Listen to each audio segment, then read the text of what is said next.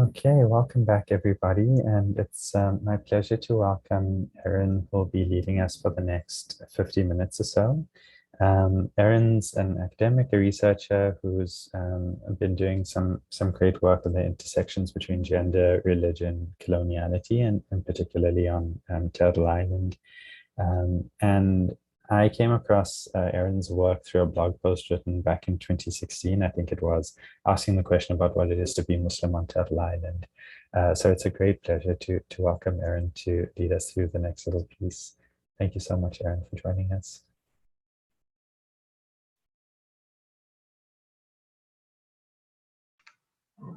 Thank you, Aslam, and thank you everyone for being here today. So, Sikaro Galatashi, Nalaya Eren Cervantes-Altamirano, Naka Binnizá, Naka Stig Dish in Mexico, Navani Lu Toronto. So good afternoon, my name is Eren Cervantes-Altamirano. I'm Binnizá or Zapotec from southern Mexico, but I currently live in Toronto, which is a traditional territory of different nations, including the Anishinaabe, the Chippewa, the Haudenosaunee, the Wendat peoples, and the Mississauga of the Credit. And I would also like to acknowledge that Toronto, as a city, is also home to many First Nations, Inuit, and Métis peoples, and a lot of displaced Indigenous peoples from around the world. And as part of that acknowledgement, I would also like to highlight that Toronto has a huge history of colonial violence, especially against Indigenous peoples, Black communities, and Afro-Indigenous peoples from its inception. So that's pretty much something that I like to keep in mind as I talk about my relationships to place. Today's session will hopefully help us explore a little bit of the intersections of systems of oppression in the context of Turtle Island and Abya Yala, and I'll explain a little bit what's the importance of those two terms. And also in terms of framing our experiences as Muslims, and particularly as non-Black Muslims or as non-Indigenous Muslims, and what our relationships are to Indigenous peoples of the lands where we reside. In order to have this this session, one of the things that I wanted to make sure is that we can have a little bit of a conversation. Right now, given how the setup is, I may not be able to see all the comments in the chat box, but please, if you have something to say or something to comment on, please unmute yourself, make your comment, unmute yourself again if that works for everyone. Some of the items that I'm going to be discussing today might not be new to you, but they might be framed a little bit different. And they might also trigger some anxiety or some feelings of insecurity around, our experiences as Muslims. And I just want to reassure you that that's, first of all, normal, but second of all, it's not about place to be in. Part of what we want to ensure is that we have those uncomfortable conversations rather than situations, and that we actually can get to a point where we can see beyond what we normally see in terms of our own experiences. And as uneasy as this may be, I just want to make sure that by the end of all of this conversation, we have a better understanding of how oppression is really interconnected, not only how we are interconnected as people, but also how the systems of oppression that we experience are interconnected. And they tend to have a bigger impact on certain communities. And given the colonial setup in which we live, that's an important reality to acknowledge and for us to kind of wrap our head around. So some of the terms that I want to talk about today, we want to talk about Turtle Island. So you have been hearing a lot about that, and you have been hearing about the importance of recognizing Turtle Island as an Indigenous term, an Indigenous way of acknowledging the land in different ways than the colonial borders that are currently present. But one of the things that I want to also make sure is that we understand that in a lot of settings, Turtle Island, which is a term that is used by Anishinaabe, Haudenosaunee, Cree people, and other indigenous communities, does not only refer to what we normally know as Canada, it also is used in the context of the US and in some settings, even parts of Mexico and Central America. The other term that we use in a lot of settings as well is Abya Yala. And Abya Yala means land in its full maturity, and it's a Kuna language term. The Kuna people's territory extends from Panama down south into Colombia. And this is a term that has been used as a term of resistance to describe not only South America and Central America, but really the whole continent, to talk about, or to rather to reject colonial borders. And the reason why that's important is because when we talk about our relationships as people, and when we're talking about our relationships as Muslims with indigenous communities, we tend to also continue to perpetuate that idea of our relationships in this colonial borderland. And the reality of things is that the moment that we are in these territories, we are in relationship with specific nations. We are in relationship also with a number of indigenous nations, not only in Canada, but across the continent. So I just want us to be aware of, these terms as terms of resistance and terms that actually allow us to see beyond borders. I also want to comment a little bit on the idea of indigeneity, because it's an umbrella term that we are using these days to describe a very distinct experience of colonization, and it's being used in many different settings. And I want to propose that while the term is very useful in a lot of political settings to describe historical processes that have fundamentally and almost always negatively impacted our communities, it is also a term that has been weaponized in a couple of different ways. So first of all, it has been weaponized against Black people by excluding them from the idea of indigeneity and deeming them people that have no ties or no origin to certain places. And that's a very, very dangerous thing for us to do.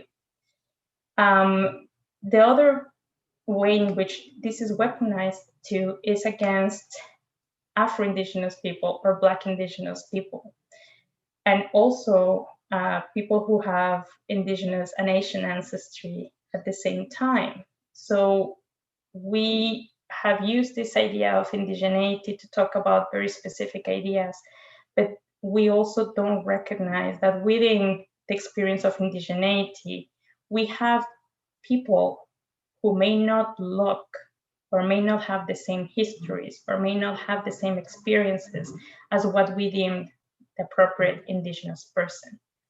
So one of the things that I want us to be very mindful of is that when we're talking about indigeneity, as a political category is very useful, but we need to be mindful that we are not using it in a way that negates the experience of indigeneity of Black communities and that doesn't exclude Afro-Indigenous peoples from these conversations. And the last thing that I want to talk about is the ideas of systems of oppression. So in here, we're going to be talking about the structures of power that result in violence and in harmony and exclusion against different communities. I'm not going to be talking about individuals, and I'm not going to be talking about an individual experience. But I think that what is important to remember is that we all individually operate within a system that has structures inside that have, by design, being designed to oppress certain people of certain identities. And these systems influence a number of institutions and a number of different cultural norms, language, etc., in ways that we normally don't want to think about. To start this discussion, I also want to position a little bit where I'm coming from with all of this. And that's something that I consider to be an important practice, and also an important practice in a lot of Indigenous settings. So when I talk about my own positionality to this topic, I'm talking a little bit about my identity as someone who belongs to a southern indigenous community in Mexico. In the little star over there is where my family is from. But also, you know, thinking about what those experiences are. Many of the members of my community, of my Zapotec community, have been displaced of their original territories. Many of them have been displaced into the US or Canada due to poverty, global warming, and resource extraction. Right now, the territory is one of the main places where Canada is conducting fracking and resource extraction of different minerals. And in order to conduct that, the Canadian government removes communities, contaminates their water, their soil, a number of different other horrible practices that take place. So for me, being in Canada is a complicated situation in the sense that I position myself as a settler in these lands, because even though I come from an Indigenous community, I'm someone who benefits from a lot of systems of oppression in Canada. And also because at the end of the day, I'm also someone that comes from a community that is deeply impacted by the policies of the Canadian government in very different ways that Indigenous communities are in here. So one of the first things that I acknowledge is that for me, being someone from a community that has been heavily displaced is a complicated situation, and it's one that is full of contradictions, and that's okay.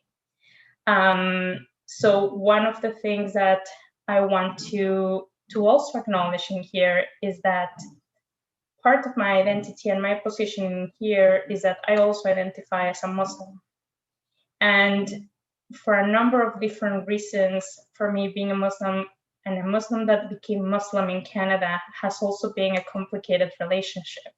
So for me, being Muslim is something that has given me a lot of light in a lot of ways, but it has also exposed me to a lot of internalized colonial behaviors within the Muslim communities that I interact with, right? So one of the things that I have to think through as someone of my particular background, and as someone who identifies as Indigenous, but in the Canadian setting is racialized as Hispanic or Latinx, is that at the end of the day, these identities are going to be in opposition to each other in some ways, and in friendship in others. So that's something that I want you to think about.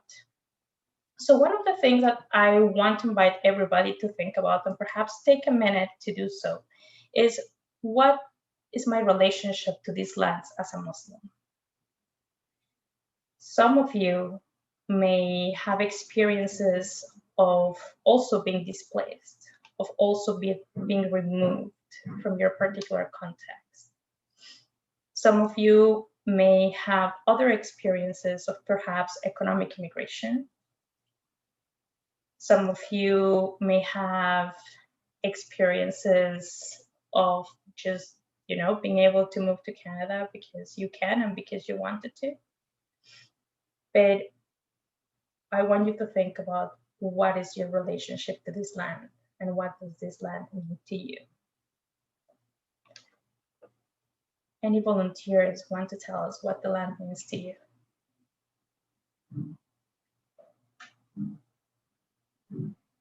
And I start doing a funny dance if people don't volunteer, by the way. So I raised my hand. Oh, sorry, I don't see the raise. Oh, there you go. Yes, go ahead. Okay, so my name is Nabila, and I'm joining here today from the unceded territory of the Coast Salish peoples, but more specifically, the traditional home home of the Kikite Nation. So that would translate to New Westminster, BC. So this is my 8th year in Canada. And, you know, and I come from Bangladesh. There we have this utopian notion of certain countries in the world. Like, just as there are stereotypes about Bangladesh in the rest of the world, there are stereotypes about Canada, about America, about Britain, about Australia. And while we were there, the idea was, okay, this is the land of perfection. Whatever wrong has happened, that has happened like in ancient history. So 500 years ago, maybe when Columbus found them, it no longer matters, like no effect is there. So right now, everything is perfect there. So we aspire to go there. And yes, I was one of the lucky ones to be able to come here. And I was totally prepared to embrace a status of a second-class citizen, to accept white supremacy, because in return, I will get, you know, a corruption-free society, law and order everywhere, like just to take the public transport. Like, it's a nightmare in Bangladesh to hop on board on a public bus, and here it's like more comfortable than having your own car. At least that's what I would feel. But soon enough, I realized that I came here to be an immigrant, but I'm not. I am, this is unceded territory where I'm living right now. So I'm actually a settler, an uninvited guest. And that's a very uncomfortable realization, because as I said, that I had this utopian idea, but by the time this bubble has burst, that whatever has been, is going on with the indigenous people, it's not ancient history. This country, and I forgot to mention, I also had this utopian idea that Canada is the most women-friendly country in the world. Like, actually, that was the #1 reason for me to come here. That as a woman, I will enjoy here the freedom that I didn't have in Bangladesh. And now I realize, oh yes, this is a woman-friendly country in the world, as long as you are not a visible indigenous woman. So this country is friendly to any woman in the world except for its very own. So these are very uncomfortable realizations. These are really terrible, bitter truths that's now slapping on my face. And I just don't know what to do now, like, because I've already invested so much time, money, energy to come here, to make a life here. But once I have done this, and in the process, I have learned these truths, I don't feel good anymore.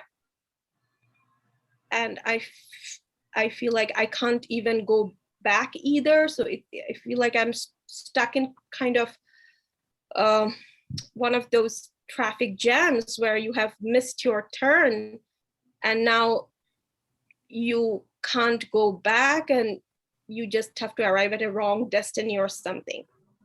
Sorry, I took so long, but that's okay. Like restless, unsettled feeling that I have right now.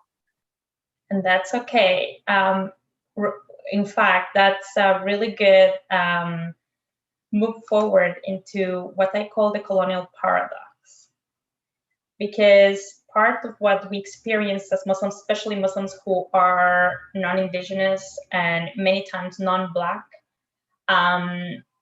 we encounter these situations, right? Like, on the one hand, we are seeing, you know, yeah, we are looking for better things. We see Canada as a place where we can acquire these better things.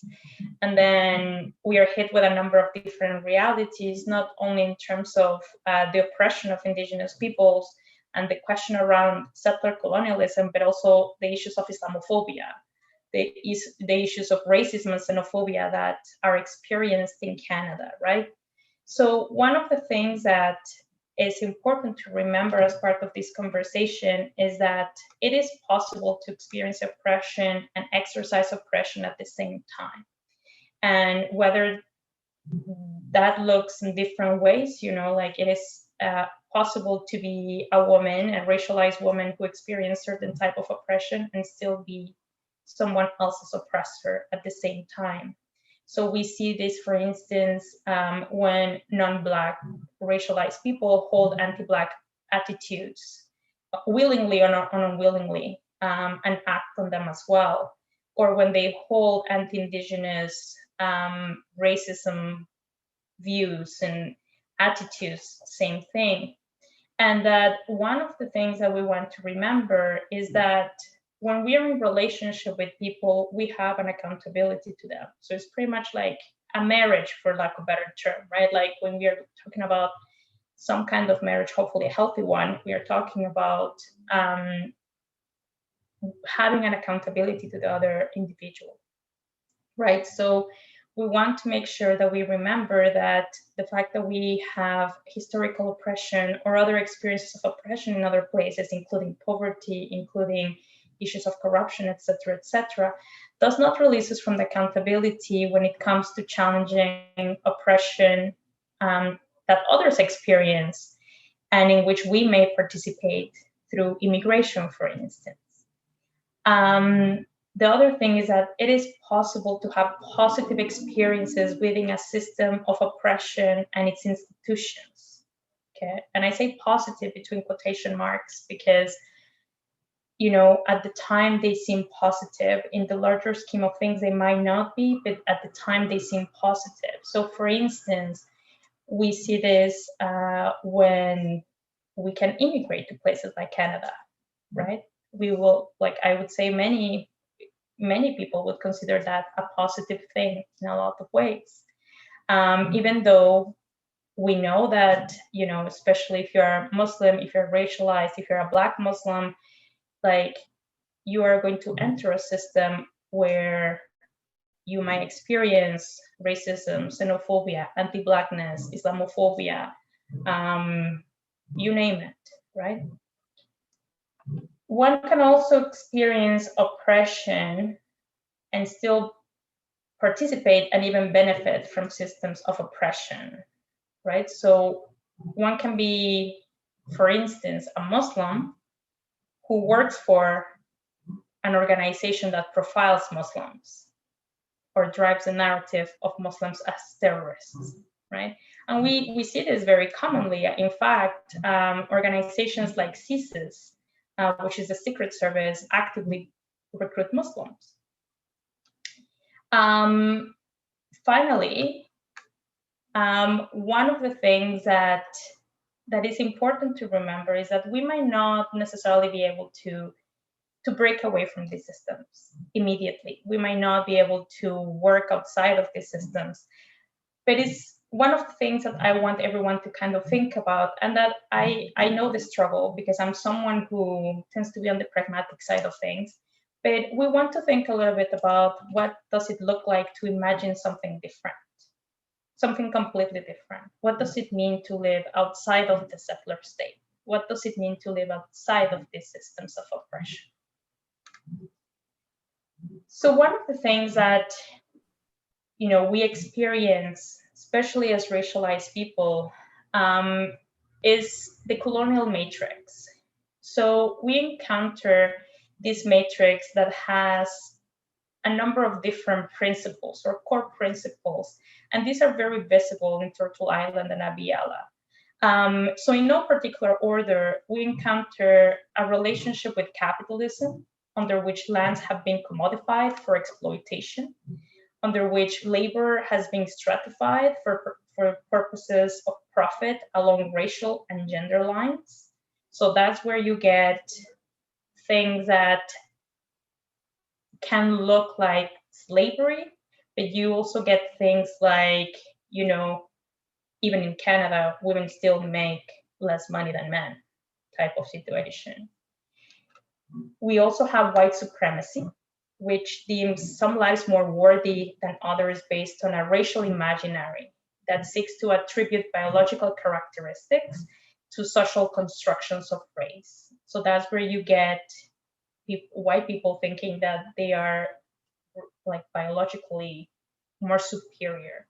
And this actually trickles down, like you will seldom see someone saying that white people are biologically superior in this day and age, and even if you do, people will dismiss them. But you get a lot of other things, right? So white supremacy causes violence.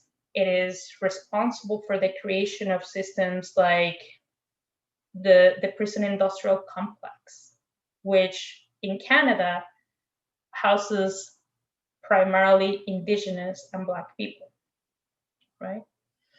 And then the other one is heteropatriarchy, which classifies, stratifies, and negates gender and sexual identities, deeming primarily white, cisgender, and heterosexual males the archetype of power, right? So it might require an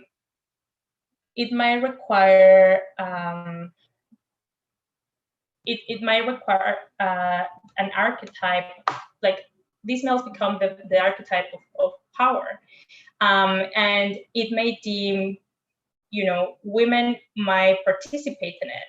Like, in fact, it is not uncommon for some women to benefit from patriarchal arrangements. But at the end of the day, it's also responsible for a lot of the violence against women. Think about missing Indigenous women. It's responsible also for violence against people who are non-gender conforming, third gender, non-binary, trans individuals, etc. Right? So at the end of the day, maintaining heteropatriarchy requires men, particularly if they are white, cisgender, and heterosexual, to exercise violence against everyone else in order to consolidate power. And the last one here is an acknowledgement that there is a North-South dynamic. And for lack of a better term, I usually talk about this as the Northern supremacy. So the Northern supremacy draws an imaginary border, and it defines who is developed and who is not, or who is civilized and who's not, or who is rich and who's not. And this narrative, this Northern supremacy, is actually what ends up seeping into immigration policies, for instance, and the stereotypes that we have as people from what they call the global South, as Canada as, you know, more civilized, more tranquil, like nothing is going on in there, they don't oppress people, they are friendly to women, etc. When in reality, that's not what it is. And in fact, a lot of the things that we observed in the global South around issues of corruption, around issues of poverty, around issues of what people call mismanagement of the environment, are actually things that are exercised or have been imposed by Northern countries, right? So those are things that are interconnected and we cannot disconnect. So things that are expressions of the colonial matrix. So we talked about white supremacy and we talked about all of those wonderful things that impact our daily lives. But one of the things that I just want to be very clear on is that you don't normally walk around the street and you experience white supremacy just like that, right? Like you experience something else. So some of the things that we see in some of their more obvious and most violent forms, genocide, right? And I want to be very clear in here that, you know, Canada has this narrative that they had cultural genocide against Indigenous people. And that has been a narrative that has been very carefully crafted, because otherwise Canada would be, you know, liable in international court for genocide. But the reality of things is that cultural genocide equals genocide. Like there is no a lesser genocide. Genocide is genocide. Enslavement. So we want to make sure that when we are talking about that situation, we also recognize that enslavement is genocide in a lot of ways, right? Like the removal, the stealing of people, the forced labor, all of those things, right?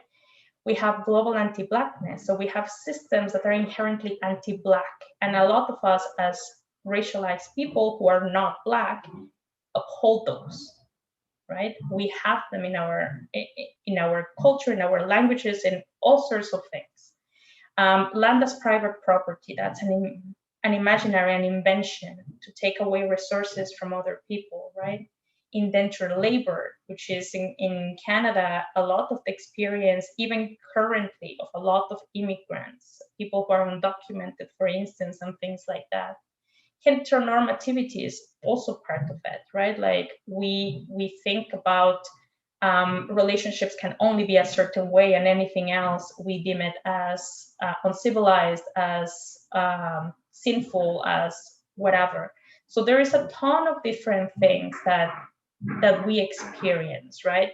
And in the context of Turtle Island and Abya Yala, you know, in this day and age, there are certain things that we might not perceive as obvious as, you know, what used to be, or when people say, you know, for 100 years ago, the government was killing indigenous people. Well, you know, there are other ways in which that continues, right? So right now we have a lot of stolen relatives all across the continent, right? So, you know, there is a lot of empathy for the findings of children in residential schools in Canada right now, because pretty much if you're Indigenous anywhere in this continent, you have stolen relatives, and many of them from schools, many of them from communities, many of them from the places that were supposed to be safe. So I'm going to ask this question now. What's my relationship with Indigenous or Afro-Indigenous peoples of these lands as a Muslim?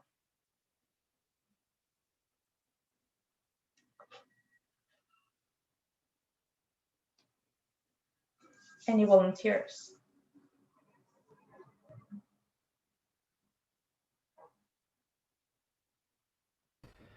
So I actually had a comment on a slightly different note, but I think Wati was ahead of me. Go ahead, Wati. Assalamu alaikum. Thank you, Eren, for this. This has been very beneficial. I'm in Treaty 6 territory, Edmonton, originally from Singapore, and I'm a marginalized Indigenous person from Singapore. And I was actually had my hand up for your first question about as a Muslim and relationship to land, and I had a question for you because for me as a marginalized Indigenous person in Singapore,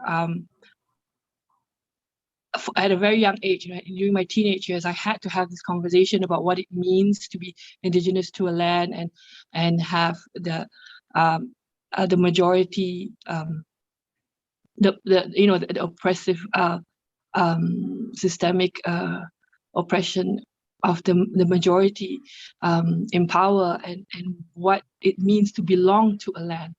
And I had made this thing to make it easier for myself. I'm saying, like, you know, I am wherever the land is. And from that young age, I didn't believe in national identity. I was never nationalistic.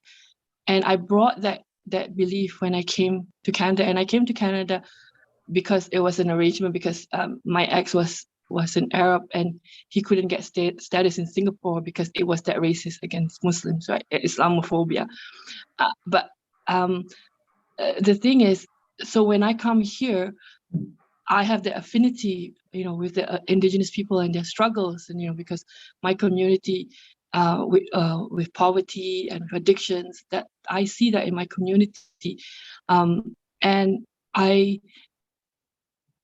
I do, and to your second question about myself as a Muslim and my relationship with the Indigenous and the Afro-Indigenous in this land, I take it on myself to learn about the history, and I read through the whole of the Truth and Reconciliation report. We had a reading group with some Muslims that we organized, and I do, I always organize, and I'm an organizer here, and I'm always organizing and mobilizing with the Indigenous community and supporting in solidarity, and that is how I kind of eradicate that feeling of guilt for being here. But also at the same time, I have this at the back of my head about what it means, like the Muslim concept of where you are, the land, it belongs to Allah. So where you are, not in a conquest way, not in, like a colonial way of being in a land, but being in a land of that it belongs to the Creator, and how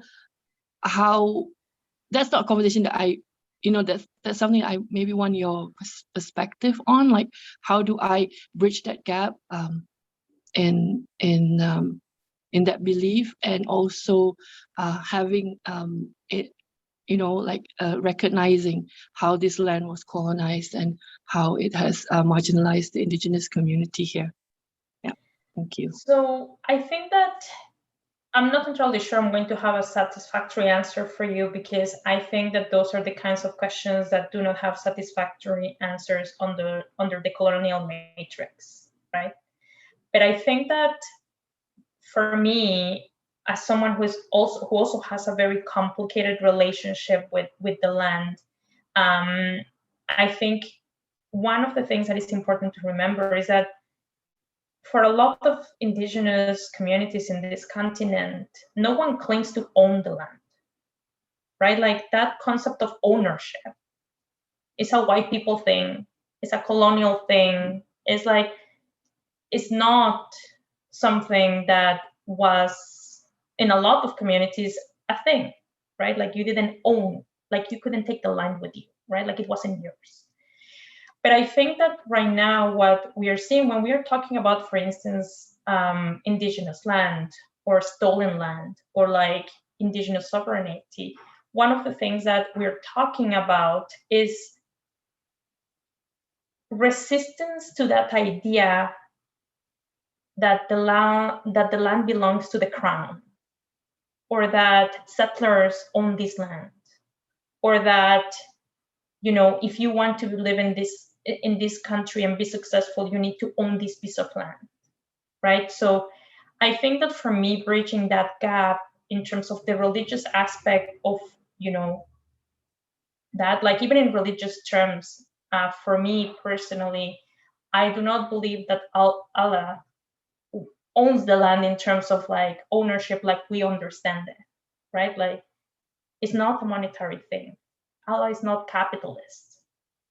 So one of the things that I just would say is that understanding that relationship to the land and to Indigenous communities has to do with an understanding of relationship and kinship, right? So that's why also I asked the question, what's your relationship to Indigenous peoples and Afro-Indigenous peoples? Because in a lot of ways, something that is important for many of our communities is the kinship, right? Like we recognize attachment perhaps to certain territory. We recognize a relationship, a kinship to the land, but we don't have land as ownership, right? So I think that that's something that may help reframe that. But one of the things that I want to be conscious of is that, and we'll have some time for questions because I'm aware there are some questions that I can't see right now.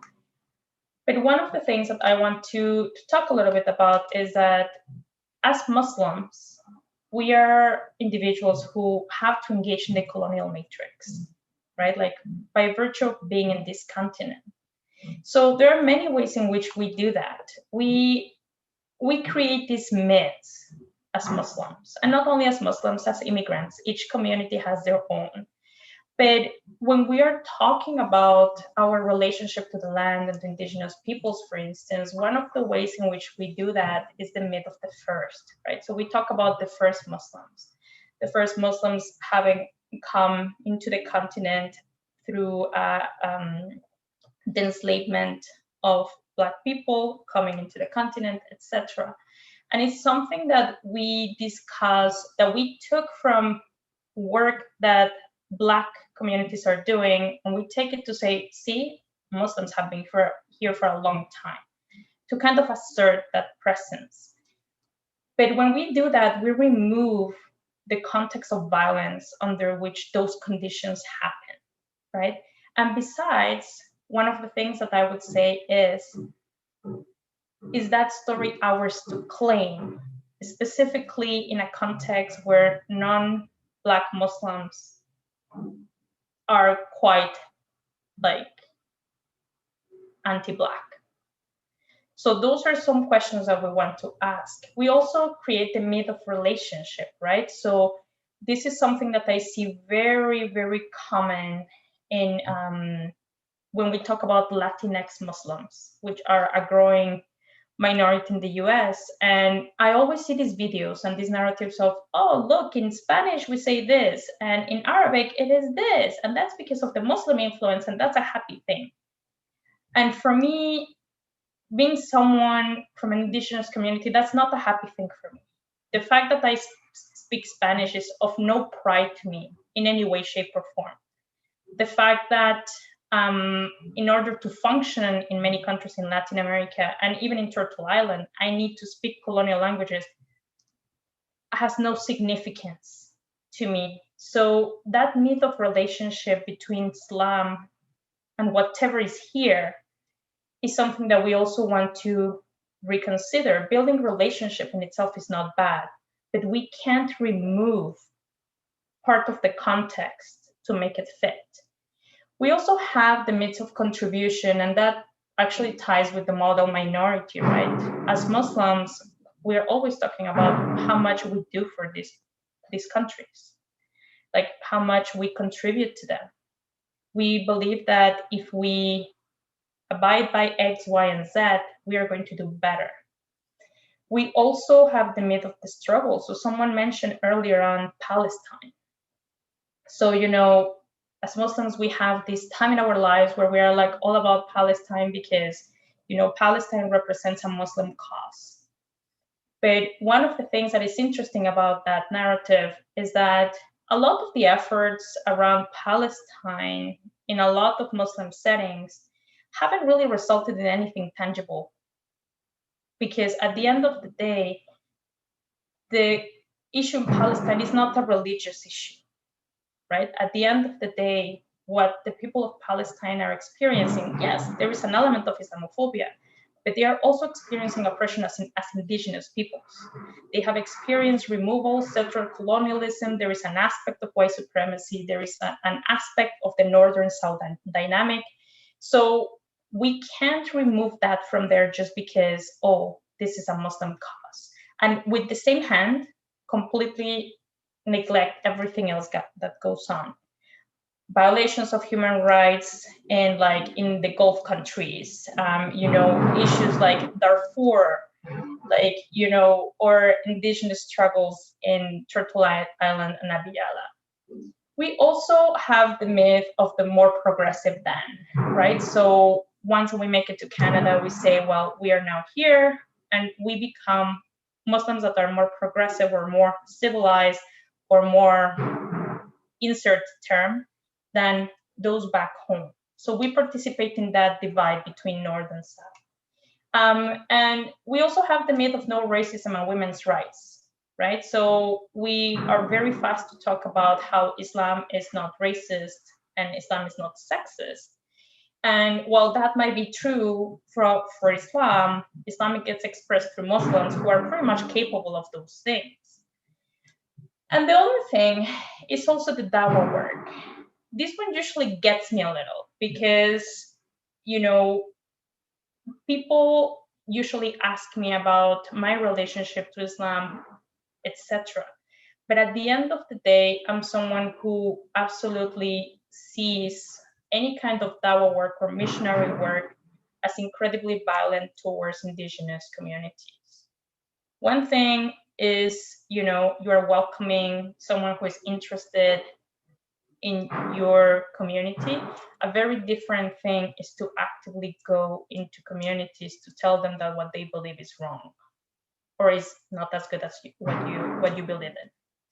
So those are ways in which we participate and engage with this colonial matrix. And at the end of the day, we end up with these experiences of Islamophobia and xenophobia that we experience in Turtle Island and Abya Yala. And many of these things are pretty violent. Like a lot of examples from Canada more recently have to do with what happened in London. We still have the Quebec Mosque. We have had in Edmonton, Treaty 6, a lot of attacks against racialized Muslim women, primarily Black women. So that's what Islamophobia and xenophobia look in this country, right?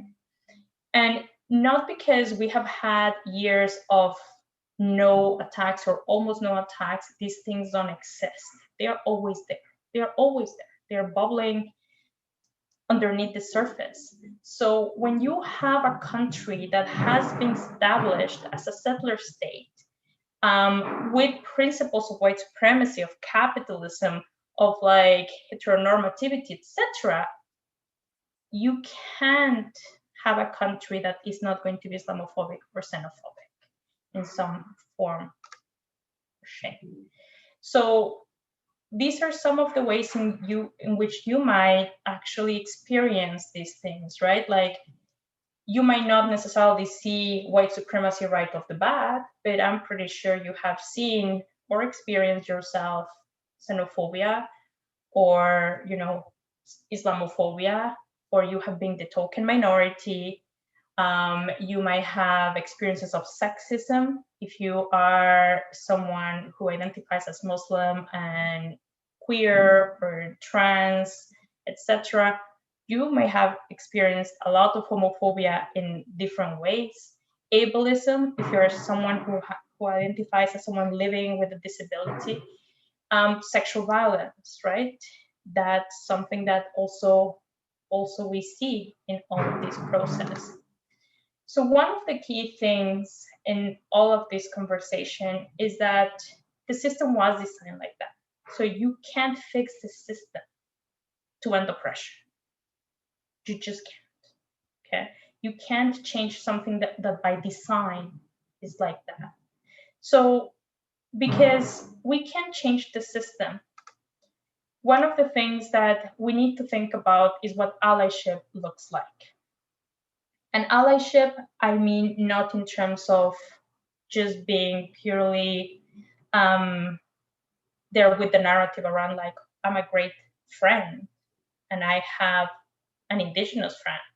I don't mean that. I mean, you stepping up as someone who can call out oppression, who can do something for oppression, who can do something for the people who are experiencing a level of oppression. So when we are thinking about allyship, we need to think about that our experiences of oppression, whatever they may be, they're interconnected. So there is no way to not experience Islamophobia as long as people are experiencing anti-Blackness or anti-Indigeneity.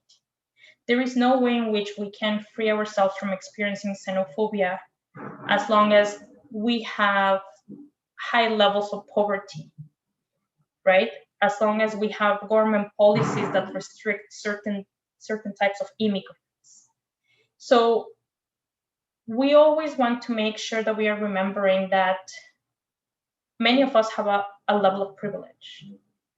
We may have economic privilege, we may have light skin privilege, we may have educational privilege, etc. So that privilege has a role to play in us being able to say things that others can't say, in ways in which we can pass the mic to others, in ways in which we can call things out, or actually do something else, right? Like in a lot of ways, if you have money, that money should be going to places where we can address others' oppressions. One of the things that we want to remember is that the safer something is for the most marginalized across, the better is for everyone.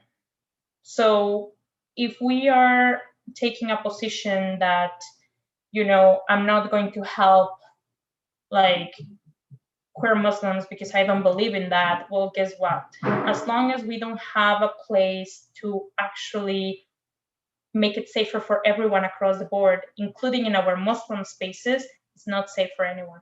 Like, as simple as that. It's only going to be safe to those that experience the most privilege, including white, cisgender, heterosexual, people with money, people with Christian privilege, etc. In here, there is no pie. We are not here to talk about like there are only limited number of resources. This is a lie, and this is a lie of the system, right? Because it drives competition and is part of the capitalist paradox. No one is running out of resources here. The thing is that we have a very small group of people hoarding everything, right? So what we need to understand is that when we are doing allyship, we can't be part of the people who hoard, right? We need to be part of the people who share. And this includes a fundamental shift in our own awareness, including our spiritual awareness. So what does it mean from a Muslim perspective to do this type of work? And I don't mean like when we talk about how Islam is not racist, right? I'm talking about what does it mean to do that, knowing that even though Islam is not racist, Muslims are, right? What does that mean? And part of it is also sitting down and listening. You have a ton of people, a ton of indigenous people and Black people talking about liberation, sovereignty, talking about what that looks like, and really reimagining what all of this looks like without the nation state. So although that's a topic for a completely different session, one of the things that we want to start doing collectively, specifically as Muslims, is like, what does it look like to live outside of a state, of a settler state that was designed to oppress others, including ourselves? And that's a question that I will leave with you while I take some questions.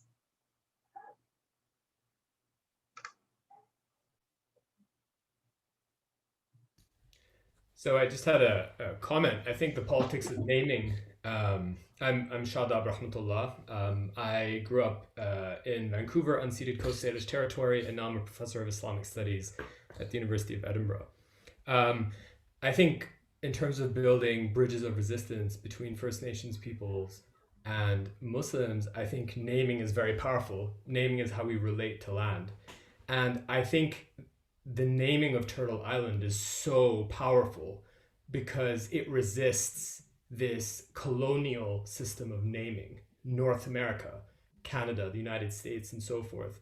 And just thinking, as a Muslim and as a child of colonized people and therefore resistance fighters, wherever there's domination, there's resistance, how can we rename our own ancestral lands through non-colonial frameworks, right? So if you think about one section of the Muslim world, the Middle East, where I lived for 10 years. Not my ancestral land. I'm originally from Gujarat, but where I lived for 10 years, the Middle East of what? The Middle East of the heart of the empire, London, right? As opposed to the Far East. So how can we be inspired by the nomenclature of Turtle Island to produce our own namings that are not seeking ownership over land, but are trying to have an egalitarian and holistic relationship with the land? How can we produce that?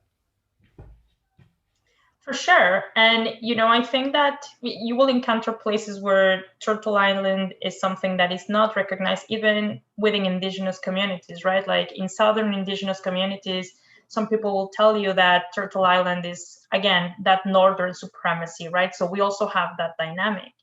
But I think that what is interesting is that in the process of naming, we are not looking for an umbrella term, right?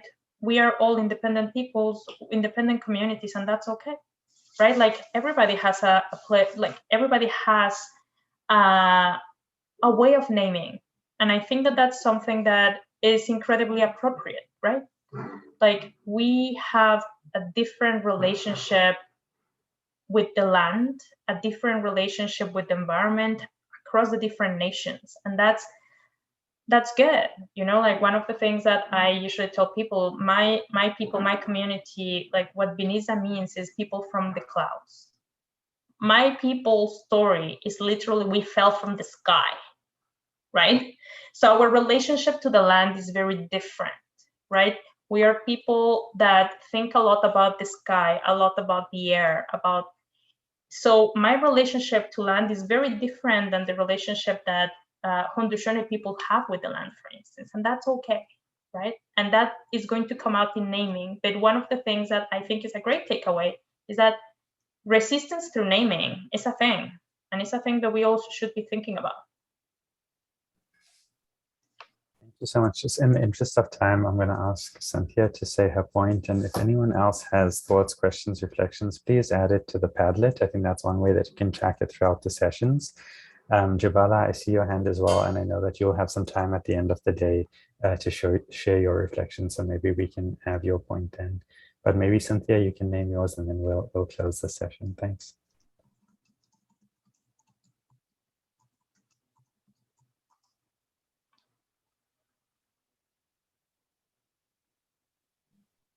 And I'm not sure Cynthia is there or can hear us. Yeah, sorry, I'm here. Salam alaikum. I'm Cynthia. I'm from Mexico City. I totally loved your presentation, Eren. I don't know if fortunately or unfortunately, I'm Mexican and I'm Muslim, and I'm a racialized person as a non-Indigenous person. That means I'm a mestiza. So I identify with all what you have said, but at the same time, I have this question about what should I do? How I can, as a Mexican Muslim and anthropologist, do something, how could like increase that awareness for the people here in Mexico.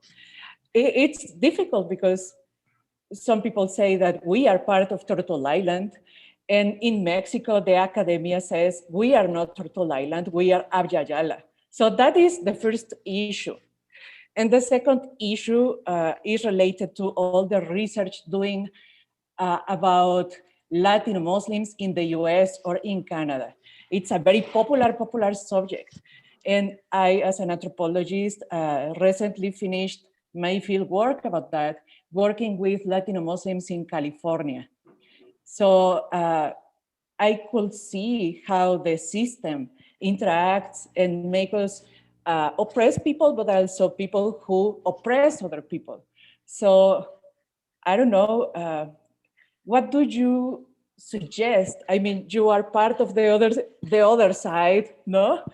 But what can I do here, being in the so-called South, being a racialized person, a non-Indigenous person? I mean, colonization removed all my ancestry, all my origins.